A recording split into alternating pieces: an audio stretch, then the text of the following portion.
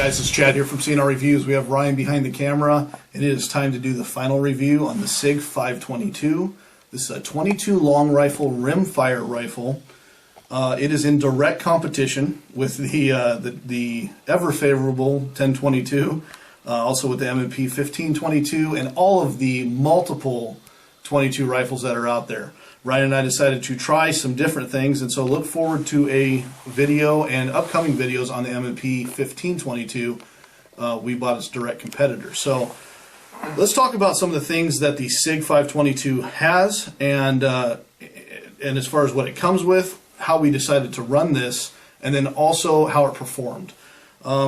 It's a pretty simplistic design. It is an exact mimic of the SIG 556. Difference being, this is a fake suppressor. This is the 522 Commando version.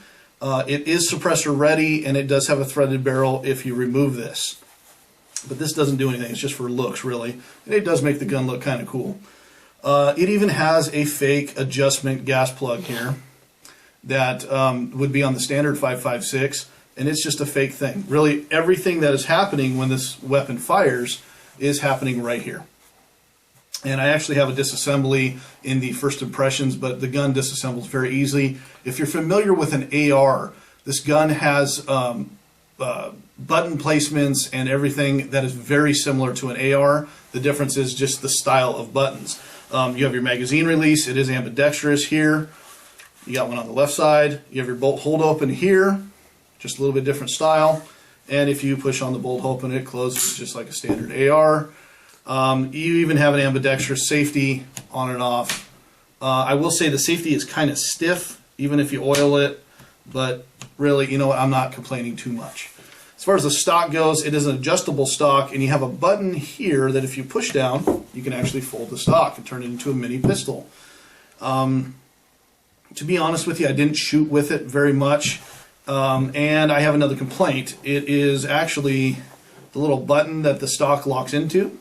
We have a little insert here. You have to have the stock extended to the appropriate size and then slam it onto that thing to get it to lock on. It's not very easy, and to be honest, I just run it just like this, just fine. And I've heard of that same problem, guys, on the SIG 556. So as far as the quality of the firearm, the upper receiver is metal, the lower receiver is polymer. Is that a huge deal? No, the gun feels very solid. It's got some nice heft to it. You know you're holding something. As far as the hand guards go, SIG actually provides rails that you can put here on both sides and underneath. And I actually opted to not use any rails on this firearm. I preferred the hand guard. It actually feels really nice in your hand, and you can actually keep a nice grip on it, even when you're just standing and shooting. I have honestly no complaints as far as the ergonomics of the gun or anything like that. The buttstock does take a little bit of effort to open up. When you do press here, it's got a little button underneath. And as you guys can see, it's not the smoothest thing in the whole wide world, but I kind of just leave it in one position if I'm just shooting it by myself. Now I opted to go with a Nikon scope. It is a 4x32 fixed rimfire scope from Nikon with P-series scope mounts. This setup for this firearm has been perfect. We have this gun sighted in at 50 yards, and you could easily take this up to 100 yards with really very little effort. Let's talk about the performance of the firearm, guys. Ryan and I have both had a chance to shoot this. We have actually both had a chance to shoot its major competitor, which would be the 1022, probably one of the most popular rimfire rifles out there. And as far as this guy stacking up, I really like this. It feels good in your hands. It shoots very well. As far as accuracy goes, it is competing with my custom 1022. And that gun has a custom bull barrel and everything like that, and a custom trigger and everything. And it just, this rifle competes very well. As far as malfunctions go, now, you know, 22s are usually inherently dirty. They like to have failure to ejects.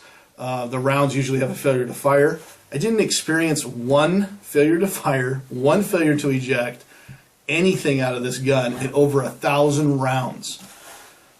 I'm extremely impressed, and I use Federal bulk ammo. I used Winchester White Box 22 I think it's the hyper velocity or higher some velocity. Yeah, it's like expert high velocity. Yeah, something stuff. like that. And that everything ran through this gun. I never had to put in any high quality 22 ammo like CCI mini mags or velocitors or stingers or anything like that. I ran the crap bulk ammo, and this gun ate it up. Loved it. So as far as performance go, you can't ask for anything better than that. And even if I did get one or two hiccups, you know, it's inherent with the 22. I'm really not too concerned. But this thing just performed and performed and performed. Let's talk about something that is actually interesting with the SIG, that SIG chose to do, that a lot of other companies have actually gotten wrong. And it's considering the magazine. The magazine has plastic feed lips. You see it's all plastic.